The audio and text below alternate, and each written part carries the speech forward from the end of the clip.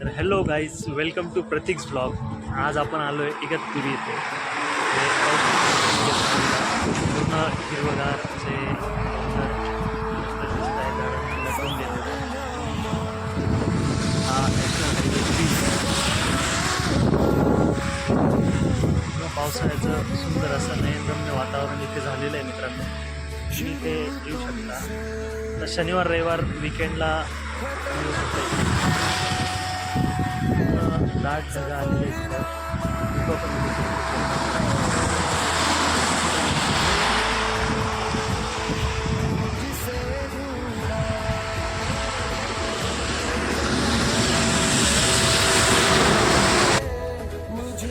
कसारा घाटात आपण आलेलो आहे मित्रांनो.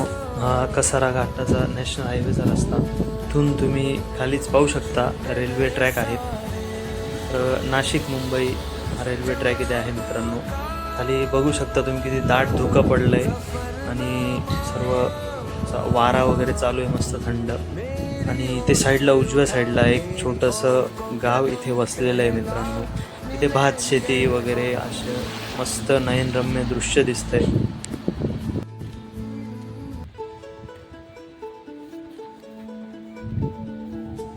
जेव्हा तुम्ही बाईकने कसारा घाटात येतात मित्रांनो, एक वेगळा सुखद अनुभव आपणास पाहावयास मिळतो. पूर्ण दाट धुकं आणि पावसाचा अनुभव इथे तुम्हाला घेता येतो.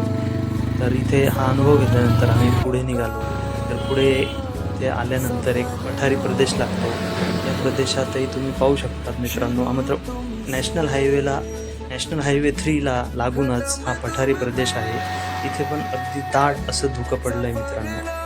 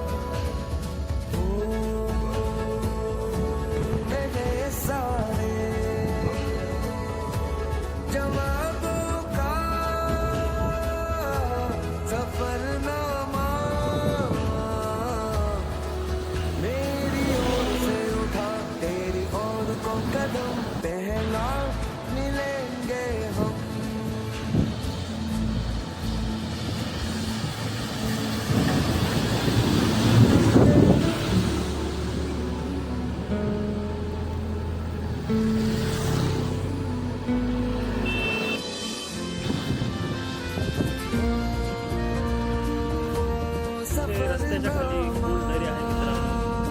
हे बघू शकता तुम्ही. झिरो व्हिजिबिलिटी या धुक्यामुळे आहे. काहीच दिसत नाही खालचं. खूप खोलदरी आहे.